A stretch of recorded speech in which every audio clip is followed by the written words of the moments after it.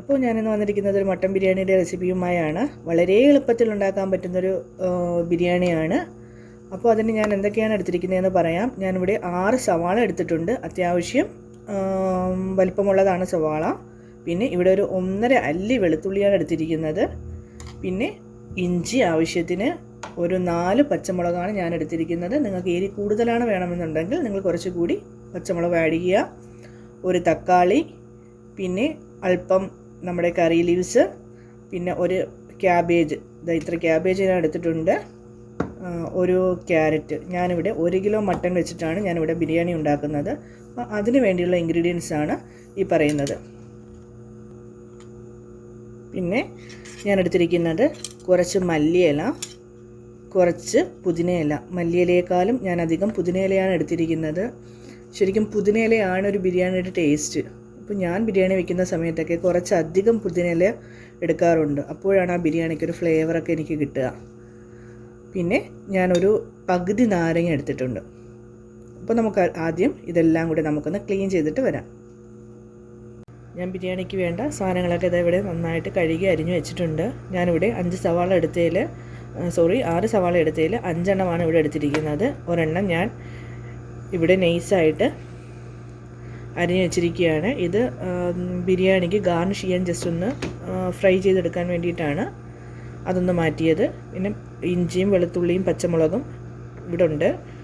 ബാക്കി എല്ലാ സാധനങ്ങളും, ഇത് മല്ലിയിലയും പുതിനയിലയും ചെറുതായിട്ട് അരിഞ്ഞെടുത്തതാണ്. നിങ്ങൾ എടുക്കുന്ന സമയത്ത് ഇതുപോലെ തന്നെ ചെറുതായിട്ട് അരിഞ്ഞെടുക്കാൻ ശ്രദ്ധിക്കുക. എന്നാലേ നമുക്ക് നന്നായിട്ട് ഗ്രേവി കിട്ടത്തുള്ളൂ കേട്ടോ മസാലയ്ക്ക്. അപ്പോൾ ഇത്രയുമായി. ഇനി നമുക്ക് ഒരു കാര്യം കൂടി ചെയ്യാനുണ്ട്. നമുക്ക് ബിരിയാണിക്ക് വേണ്ടിയിട്ടുള്ള മസാല ജസ്റ്റ് ഒന്ന് തയ്യാറാക്കി എടുക്കണം. അപ്പോൾ അതുകൂടി ജസ്റ്റ് തയ്യാറാക്കി വെച്ചിട്ട് നമുക്ക് കുക്കറിൽ ബാക്കി കാര്യങ്ങളിൽ ചെയ്യാനായിട്ട് പോകാം. അപ്പോൾ അതിനുവേണ്ടി എന്തൊക്കെ മസാലകളാണ് ആവശ്യമെന്ന്, വളരെ കുറച്ച് ഇൻഗ്രീഡിയൻസ് ഉപയോഗിച്ച് മാത്രമാണ് ഞാൻ മസാല ഉണ്ടാക്കുന്നത്. അപ്പോൾ എന്താണെന്ന് അതൊന്ന് നോക്കാം. അപ്പോൾ പാൻ ഞാൻ അടുപ്പത്ത് വെച്ച് ജസ്റ്റ് ഒന്ന് ചൂടാക്കി അതിലോട്ട് ഒരു ബേ ലീഫ്, 1 ടേബിൾ സ്പൂൺ നമ്മുടെ പെരിഞ്ജീരകം, വലിയ ജീരകം, ഒരു 6-7 ഏലക്കായ, ഒരു 6-7 ഗ്രാമ്പു, ഒരു 1/4 ടീസ്പൂൺ നമ്മുടെ ഉലുവ, പിന്നെ ഒരു 2 പീസ് സിന്നാമൻ്റെ സ്റ്റിക്സ്, ഒരു 1/2 ടേബിൾ സ്പൂൺ കുരുമുളക്, പിന്നെ ഒരു 1/4 ടീസ്പൂൺ ഷാജീരകം എന്ന് പറഞ്ഞിട്ടുള്ള ജീരകമാണ്. ബിരിയാണിക്കിടുന്ന ഒരു ജീരകമാണ്. നമ്മുടെ സാധാ ജീരകം കണക്കൊക്കെ ഇരിക്കും, അതെടുത്തിട്ടുണ്ട്. ഇത് അഥവായിട്ട് നിങ്ങളുടെ കയ്യിൽ ഇതില്ല എന്നുണ്ടെങ്കിൽ ഇതൊരു ഓപ്ഷണലാണ്, നിങ്ങളത് സ്കിപ്പ് ചെയ്യുക.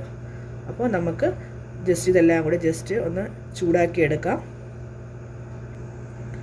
ചൂടാക്കുന്ന സമയത്ത് കുഞ്ഞ് തീയിലിട്ട് ചൂടാക്കാൻ ശ്രദ്ധിക്കുക, ഇല്ലെങ്കിൽ പെട്ടെന്ന് കരിഞ്ഞു പോകും. ഇപ്പോൾ നമ്മുടെ മസാല ചെറുതായിട്ടൊന്ന് ചൂടായി വന്നിട്ടുണ്ട്. ചൂടാക്കുന്ന സമയത്ത് നമുക്ക് ചെറിയ നല്ലൊരു മണം വരും. അതുവരെ ജസ്റ്റ് ഒന്ന് ചൂടാക്കുക. അപ്പോൾ അതിലോട്ട് ഞാൻ ഒരു 2.5 ടേബിൾ സ്പൂൺ കണക്കിന് മല്ലിപ്പൊടി ആഡ് ചെയ്യുകയാണ്.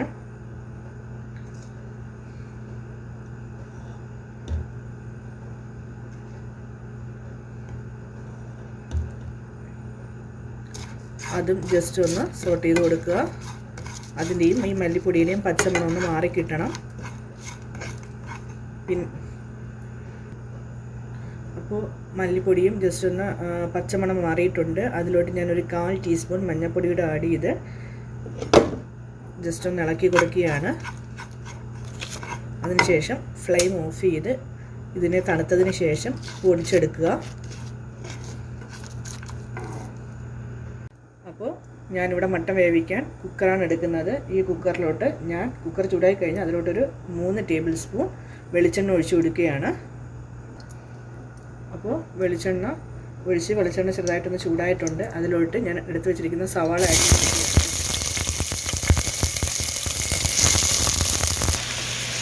സവാളയും കറി ലീവ്സും ഞാൻ ആഡ് ചെയ്ത് നന്നായി ഇളക്കി കൊടുക്കുകയാണ്.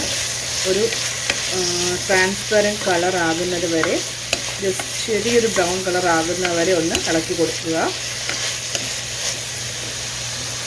അപ്പോൾ നമ്മൾ സവാള ചെറുതായിട്ടൊന്ന് ട്രാൻസ്പെറൻ്റ് ആയിട്ടുണ്ട്. ഒരു 2 മിനിറ്റ് കൂടി ഒന്ന് വഴറ്റി കൊടുക്കാം.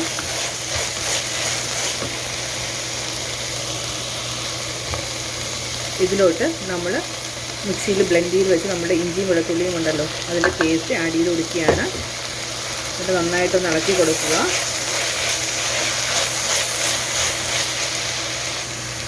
ജസ്റ്റ് ആ ഇഞ്ചിയുടെയും വെളുത്തുള്ളിയുടെ ഒരു പച്ച മണം മാറി വേറെ നല്ലൊരു മണം വരും. വെളിച്ചെണ്ണയിലാവുമ്പോഴത്തേക്കും ആ ഒരു മണം ആകുന്നവരെ ജസ്റ്റ് ഒന്ന് വഴറ്റി കൊടുക്കുക. അപ്പോൾ പച്ച മണമൊക്കെ മാറി ഞാൻ അതിലോട്ട് ഒരു 1/2 ടേബിൾ സ്പൂൺ മഞ്ഞൾപ്പൊടി ആഡ് ചെയ്യുകയാണ്. കൂടി പോകരുത്. നേരത്തെ മസാല ഞങ്ങൾ ചെറുതായിട്ട് ആഡ് ചെയ്തിട്ടുണ്ട്. ജസ്റ്റ് ഒന്ന് ഇളക്കി കൊടുക്കുക.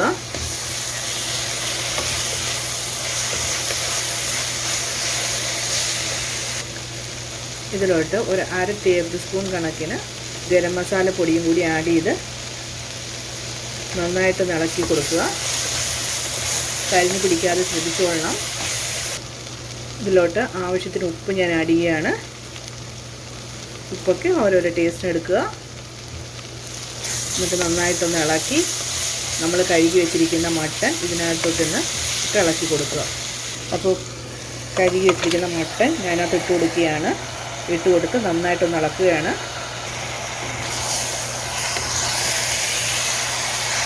നന്നായിട്ടൊന്ന് ഇളക്കി കൊടുക്കുക.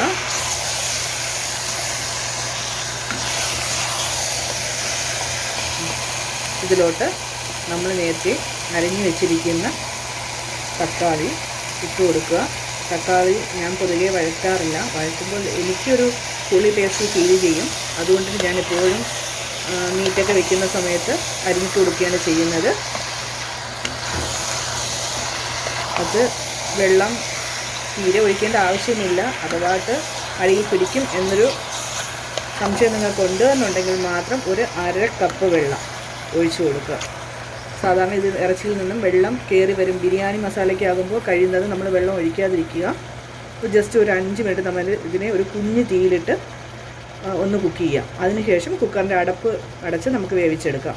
നമ്മൾ ഈ കുഞ്ഞ് തീയിലിടുമ്പോഴത്തേക്കും ഈ തക്കാളിയിൽ നിന്നും സവാളയിൽ നിന്നും മട്ടനിൽ നിന്നൊക്കെ വെള്ളം ഈ കുക്കറിലോട്ട് ഉയർന്നു വരും. അതിനുശേഷം നമുക്ക് അടയ്ക്കാം. അപ്പോൾ എന്തായാലും കുക്കറിൻ്റെ അടിയിൽ പിടിക്കുമെന്നുള്ളൊരു പേടി വേണ്ട നമുക്ക്. ഇപ്പോൾ ഇതിനകത്തോട്ട് മട്ടൻ്റെ വെള്ളമൊക്കെ ചെറുതായിട്ട് ഇറങ്ങി വരുന്നുണ്ട്.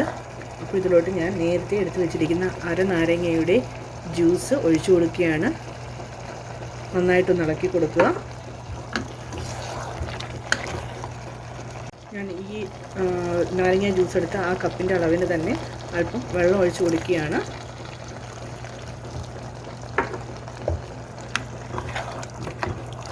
അത്ര വെള്ളത്തിൻ്റെ ആവശ്യം തന്നെ ധാരാളമാണ്. അല്ലെങ്കിൽ നമ്മൾ വെന്ത് വരുമ്പോൾ ഒരുപാട് വെള്ളം കയറി പോവും. പിന്നെ അത് പറ്റിച്ചെടുക്കാൻ ഇച്ചിരി പാടാണ്.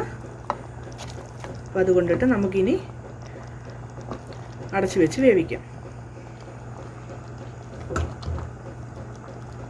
അപ്പോൾ ഞാൻ കുക്കർ അടച്ചു വെച്ചിരിക്കുകയാണ്. ഇനി മട്ടൻ വേകുന്നവരെ നമുക്ക് വേവിച്ചെടുക്കാം. ഒരുപാട് അങ്ങ് വെന്ത് പോകരുത്. ഒരു 80% ഉള്ള വേവേ ആകാവൂ. ബാക്കി നമ്മുടെ ബിരിയാണി ഉണ്ടാക്കുന്ന സമയത്ത് ദമ്മിൽ കിടന്ന് വേഗം. അല്ല നല്ല വെന്ത് പോയി കഴിഞ്ഞാൽ ദമ്മും കൂടി ആകുമ്പോൾ മസാല ആകെ ചളമായി പോകും. അപ്പോൾ അതുകൊണ്ടിട്ട് ഒരു 80% വേവാകുന്നവരെ കുക്ക് ചെയ്തെടുക്കുക. അപ്പോൾ മട്ടൻ വേവുന്ന സമയം കൊണ്ടിട്ട് നമുക്ക് ബിരിയാണി റൈസിന് വേണ്ടിയിട്ടുള്ള പ്രിപ്പറേഷൻ ചെയ്യാം. അപ്പോൾ അതിനായിട്ട് നമ്മൾ ഒരു സവാള നൈസായിട്ട് അരിഞ്ഞെടുത്ത് വെച്ചിരുന്നു എന്ന് പറഞ്ഞില്ലായിരുന്നു. അപ്പോൾ ആ സവാള നമുക്ക് അല്പം സൺഫ്ലവർ ഓയിലിൽ ഫ്രൈ ചെയ്തെടുക്കാം. അതിനായിട്ട് ഞാനൊരു പാൻ അടുപ്പത്ത് വെച്ച് അല്പം സൺഫ്ലവർ ഒഴിക്കുകയാണ്. നിങ്ങൾക്ക് ഒരുപാട് ടേസ്റ്റൊക്കെ വേണമെന്നുണ്ടെങ്കിൽ 2 സവാളയൊക്കെ എടുത്ത് ഗാർണിഷ് ചെയ്യുക. നല്ല ടേസ്റ്റായിരിക്കും. അപ്പോൾ ഞാനിവിടെ ഒരെണ്ണ എടുക്കുന്നുള്ളൂ. ഞാൻ ഇവിടെ ഓയിലൊക്കെ തീരെ കുറച്ചാണ് ആഡ് ചെയ്യുന്നതെല്ലാം. അപ്പോൾ ജസ്റ്റ് ഒന്ന് ഫ്രൈ ചെയ്തെടുക്കുക. ഗോൾഡൻ ബ്രൗൺ കളർ ആകുന്നത് വരെ ഫ്രൈ ചെയ്തെടുക്കുക. തീ ഒരുപാട് കൂട്ടിയിട്ട് കൊടുക്കരുത്. പെട്ടെന്ന് കരിഞ്ഞു പോകും.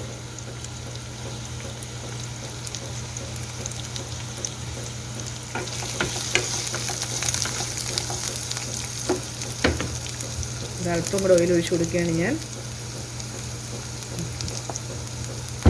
അപ്പോൾ ഒരു ഗോൾഡൻ ബ്രൗൺ കളർ ആകുന്നവരെ നമുക്കൊന്ന് ഫ്രൈ ചെയ്യാൻ എടുക്കാം.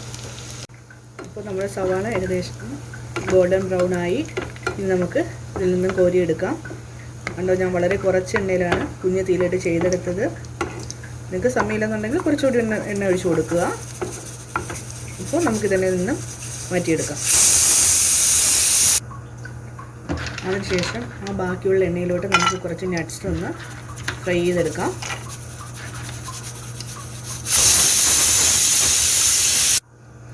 നിങ്ങൾ കേൾക്കുന്ന വിസിൽ മട്ടൺ വേവുന്നതാണ് കേട്ടോ. അപ്പോൾ ഇത് ജസ്റ്റ് ഒരു ബ്രൗൺ കളർ ആകുന്നവരെ ഒന്ന് സോട്ട് ചെയ്തെടുക്കുക.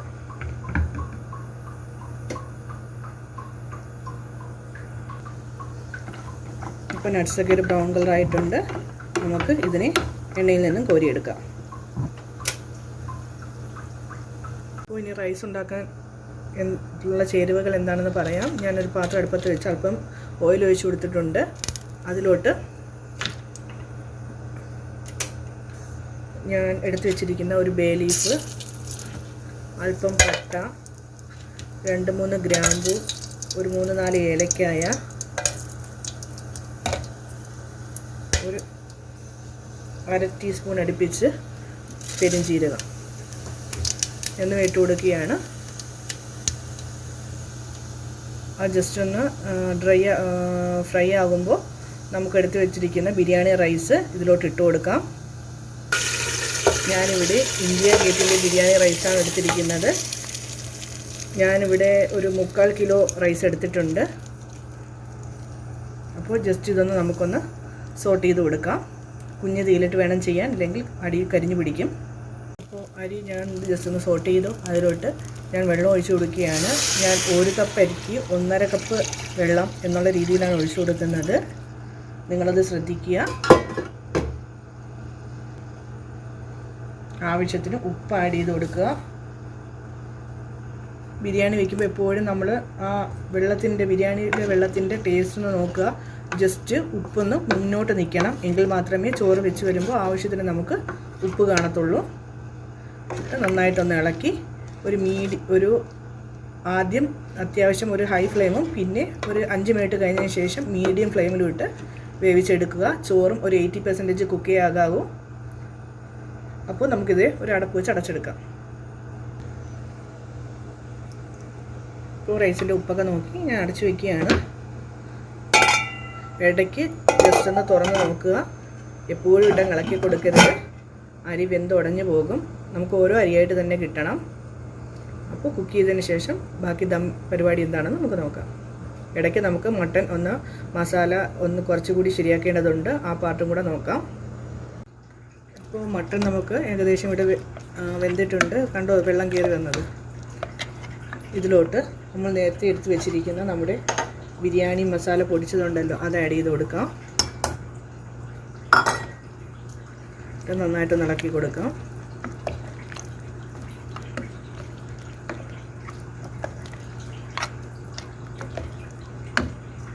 മസാല ഇറച്ചിയിലോട്ട് പിടിക്കാൻ വേണ്ടിയിട്ട് കുഞ്ഞ് അപ്പോൾ കണ്ടോ നമ്മുടെ മസാല നല്ല തിക്ക് ഗ്രേവി ആയിട്ട് വന്നിട്ടുണ്ട്. ഇതിലോട്ട് നമ്മൾ നേരത്തെ എറിഞ്ഞ് വെച്ചിരിക്കുന്നതിൽ നിന്നും അല്പം മല്ലിയിലയും കുറച്ച് പുതിനയിലയും കൂടി ഇട്ട് കൊടുക്കാം. ബാക്കി നമുക്ക് ഗാർണിഷ് ചെയ്യാൻ വെച്ചേക്കണം. ഇതുകൂടെ ഇട്ട് ഇതൊന്ന് ജസ്റ്റ് ഒന്ന് ഇളക്കി ഒരു 5 മിനിറ്റ് കൂടി ഒന്ന് വെച്ചേക്കുക. ഈ മല്ലിയിലയും പുതിനയിലയിലൊക്കെ ടേസ്റ്റ് നന്നായിട്ട് അതിനകത്തോട്ടൊന്ന് ഇറങ്ങട്ടെ. ഇടയ്ക്ക് ചോറൊന്ന് നോക്കുക. ചോറ് ചെറുതായിട്ട് തിളപ്പ് വരുന്നുണ്ട്. ജസ്റ്റ് ഒന്ന് ഇളക്കി കൊടുക്കുക. എന്നിട്ട് വീണ്ടും അടച്ചു വെച്ച് വേവിക്കുക. അപ്പോൾ നമ്മുടെ മസാല റെഡിയായിട്ടുണ്ട്. ഇതിലോട്ട് നമ്മൾ എടുത്തു വെച്ചിരിക്കുന്നതിൽ കുറച്ച് ക്യാബേജ് ഇട്ട് കൊടുക്കാം. ഇതൊക്കെ ഞാൻ നല്ല മസാല കിട്ടാൻ വേണ്ടിയിട്ടാണ് കേട്ടോ ആഡ് ചെയ്ത് കൊടുക്കുന്നത്. പിന്നെ വെജിറ്റബിൾ അല്ലേ, എന്തായാലും നമുക്ക് ഹെൽത്ത് നല്ലതല്ലേ.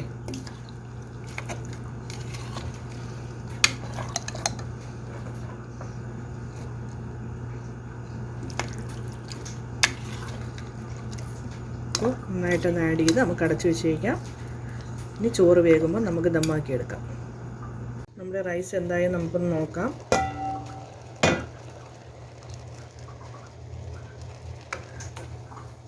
വെള്ളമൊക്കെ ചോറ് നികന്ന് വന്നിട്ടുണ്ട്. ഒരുപാട് ഇളക്കണ്ട. അപ്പോൾ ഒരു 5 മിനിറ്റും കൂടി, 5 വേണ്ട, ഒരു 3-4 മിനിറ്റും കൂടി ഇങ്ങനെ ഇരിക്കട്ടെ. അതിനുശേഷം നമുക്ക് ദമ്മിലിടാം. 3-4 മിനിറ്റും കൂടി വേണം അടിയിലെ വെള്ളം വറ്റിക്കിട്ടാൻ. പിന്നെ അടച്ച് വയ്ക്കുകയാണ്, ആവി പുറത്ത് പോകില്ല. അപ്പോൾ റൈസ് ഇവിടെ വെന്ത് വന്നിട്ടുണ്ട്. നമുക്കിനി ദം ചെയ്യാം. അപ്പോൾ ദം ചെയ്യാനായിട്ട് ഞാൻ ഈ പാത്രത്തിൽ തന്നെയാണ് ദം ചെയ്യുന്നത്. നിങ്ങൾക്ക് വേണമെങ്കിൽ വേറൊരു പാത്രം ഉപയോഗിക്കാം. അപ്പോൾ ഇനി ആ റൈസ് വേറൊരു പാത്രത്തിലോട്ട് മാറ്റിയാണ്. അപ്പോൾ ദം ചെയ്യാനായിട്ട് ഞാൻ റെഡിയാക്കി വെച്ചിരിക്കുന്ന മസാല ഇതിലൊക്കെ ഇട്ട് കൊടുക്കുകയാണ്.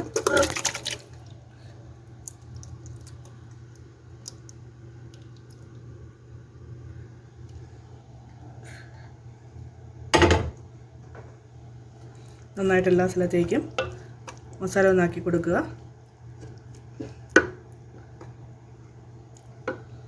നല്ല മണമൊക്കെ വരുന്നുണ്ട്. ഇതിലോട്ട് കുറേശ്ശെ നമ്മുടെ ബിരിയാണി റൈസ് ഇട്ട് കൊടുക്കുക.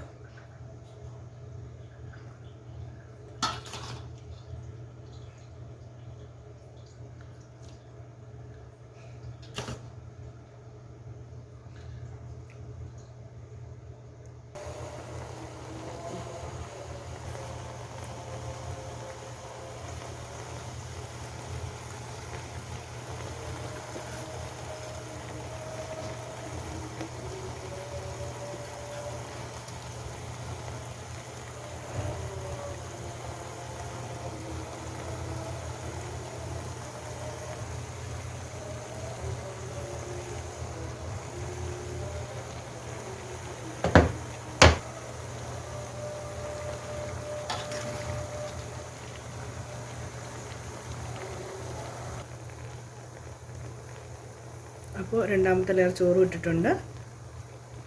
അപ്പോൾ ഇത് വീണ്ടും നമുക്കൊന്ന് ഗാർണിഷ് ചെയ്ത് കൊടുക്കാം.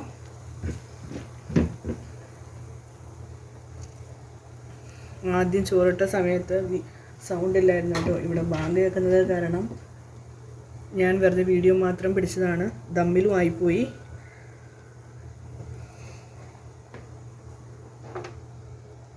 ഒന്ന് ഡെക്കറേറ്റ് ചെയ്യാണ്. വെജിറ്റബിൾസൊക്കെ നന്നായിട്ട് ഇട്ടിട്ടുണ്ട്. കുട്ടികൾക്ക് കൊടുക്കുന്നതല്ലേ, ഹെൽത്തി ആയിക്കോട്ടെ എന്ന് കരുതി.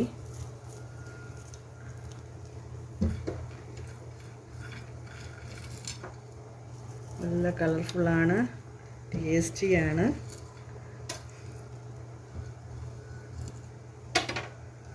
കാണാൻ തന്നെ ഒരു ലുക്കൊക്കെ ഉണ്ട്.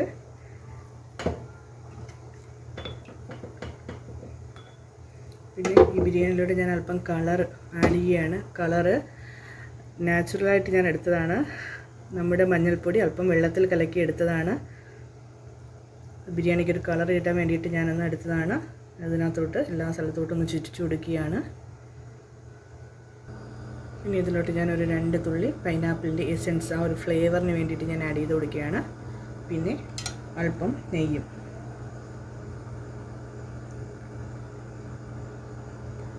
വളരെ കുറച്ച് എമൗണ്ട് മാത്രമേ ഞാൻ നെയ്യ് ആഡ് ചെയ്തിട്ടുള്ളൂ. നമുക്കിതിനെ ഒന്ന് ഫോയിൽ പേപ്പർ വെച്ച് കവർ ചെയ്യാം. അതുമായിട്ട് നിങ്ങളുടെ അടുത്ത് ഫോയിൽ പേപ്പറൊന്നും ഇല്ലാന്നുണ്ടെങ്കിൽ ഇതിൻ്റെ അടപ്പ് വെച്ച് അടച്ചിട്ട് അതിൻ്റെ മണ്ടയിൽ എന്തെങ്കിലും വെയിറ്റ്, ഒരു പാത്രത്തിൽ കുറച്ച് വെള്ളം എന്തെങ്കിലും അതിന് മേളിൽ വെച്ചിരുന്നാൽ മതിയാകും. ഞാനിവിടെ ഫോയിൽ പേപ്പർ വെച്ച് അടയ്ക്കുകയാണ്. അപ്പോൾ ഞാൻ ഫോയിൽ പേപ്പർ വെച്ച് കവർ ചെയ്തു. അടുപ്പ് വെച്ച് അടച്ച് ഒരു തവയുടെ മണ്ടയിൽ, തവയുടെ മുകളിൽ ഞാൻ ഒരു 15 മിനിറ്റ് ദമ്മിലിടുകയാണ്. അതിനുശേഷം നമുക്ക് സെർവ് ചെയ്യാനെടുക്കാം. അപ്പോൾ നമ്മുടെ മട്ടൻ ബിരിയാണി ഇവിടെ റെഡിയായിരിക്കുകയാണ്. നമുക്കൊന്ന് തുറന്ന് നോക്കാം. നല്ല മണമൊക്കെ വരുന്നുണ്ട്.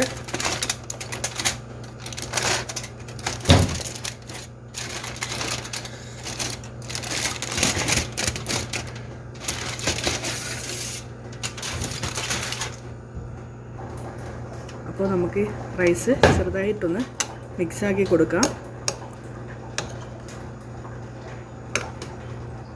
ദമ്മിൽ നിന്ന് ചോറൊക്കെ നന്നായിട്ട് വെന്തിട്ടുണ്ട്.